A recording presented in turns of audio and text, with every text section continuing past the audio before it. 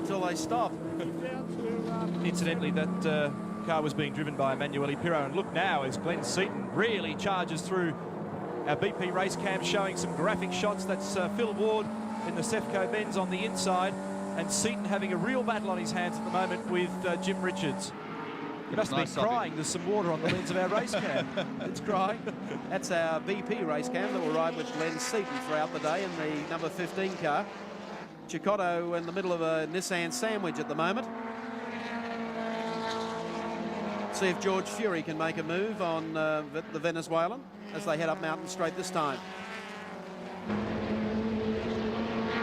12 months ago, of course, the Nissans would have been here trying to set the pace. But I think Neil has already remarked that Freddie Gibson is running to a different pace here today. He's running to the pace just to finish. 15, Glenn Seton now moves to 8th. George Fury to 9th. You've just seen that happen as Johnny Chicotto now goes back to 10th. And how appropriate coming up to BP Cutting.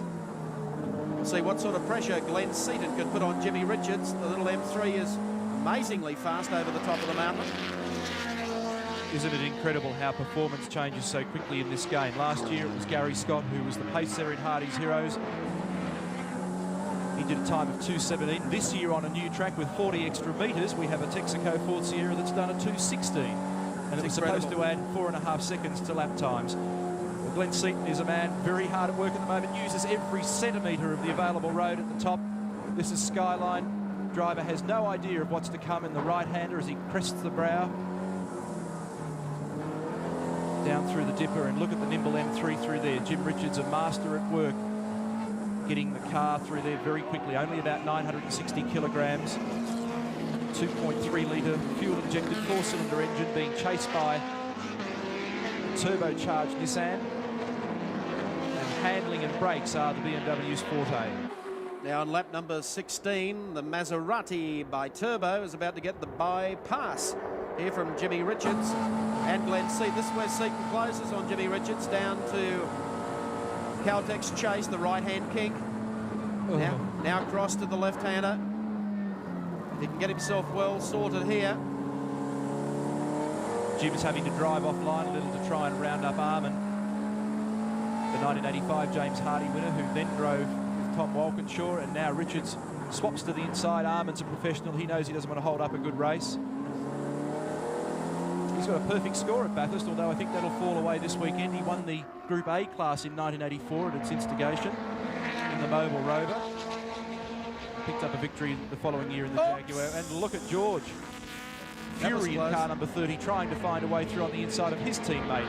So rapidly becoming a four-way battle with Richards at the head of the pack, then Seton, then Fury, who's making a charge, and Chicotto behind them. Seton again, right behind the Australian champ, Jimmy Richards. The two of them fought out a magnificent battle for the Shell Ultra Australian Touring Car title this year.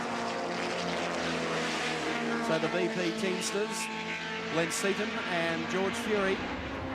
This is quite a freight train as they head to the top of BP Cutting. Through the wreckage there of the Perkins and Neville Crichton cars. I reckon that Glenn would be looking for some sweet revenge after ditching the Touring Car Championship. He tried so hard. The two manufacturers, BMW and Nissan, ended up joint winners of the Manufacturers' Championship in Australian Touring Car Racing.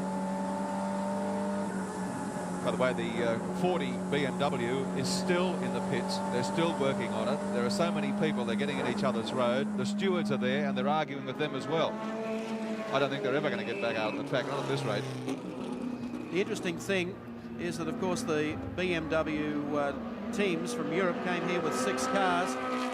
And, of course, Frank Gardner came to Mount Panorama with 2.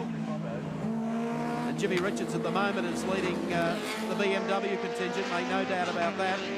Well, I noticed that Greg Pee-wee Siddle's at the front of that car down there looking a little solemn, so perhaps Richard might be able to get down there and see what's going on.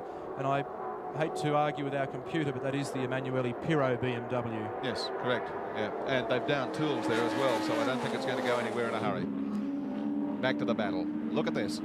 Seton thinking about trying to get down here on the inside, but Jim covers these tracks beautifully. Glenn goes back to second for the chase. Needs every bit of power he can squirt out of the Nissan to third. To fourth, briefly. Oh, late braking. Look at this. Back to second. He's got it all swinging in the breeze. Richards closes the gap. There's nothing between them. A little bit of oversteer from the Nissan, and he gets right into the draft of the BMW, acknowledges his pit board, and he can just sense that he's got the pace at the moment to really give Jim some problems, and gets all sideways coming through on the inside.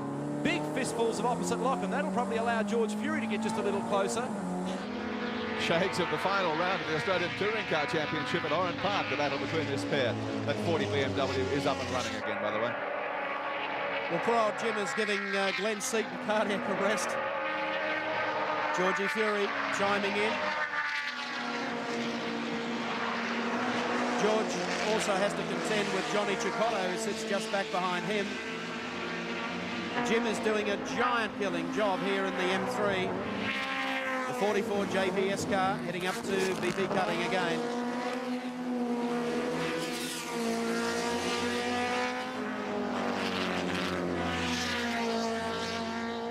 George Fury has traditionally been one of the unluckiest drivers at Mount Panorama. A guy with enormous talent, Australian Rally champion, winner of the Southern Cross Rally here, finished fourth in the New Zealand round of the World Rally Championship back in about 1981, I think it was. Twice the runner-up in the Australian Touring Car Championship, but when he's come to Bathurst, apart from that brilliant lap in Hardie's Heroes back in 1984, luck has deserted him. Look at them stream across the top nose to tail. Four outstanding drivers.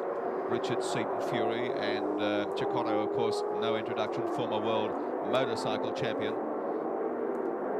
Both 500 and 750cc categories, and I think 350s as well. Yes, you're right, Wilco. Sorry, I was just looking at my notes as always. Well, I was looking at you for confirmation. You're the mine of information around here. Don't know about that. 75, I think it was World 350 champion. He was the runner-up once in the 500 class, and he also picked up the World 750 as well. Did a stint in Formula One with Tolman before he severely broke his legs. Oh, gee, did you see? He picked that wheel up. Just picked it up straight over the top of the curb. That happened to one of the Lusty boys yesterday. Is that the new model Nissan bicycle? Three-wheeling, two-wheeling. Come down to the end of Conrod Straight. This fascinating dice between Glenn Seton and Jim Richards continues. The battle for 7th, 8th, 9th and 10th places.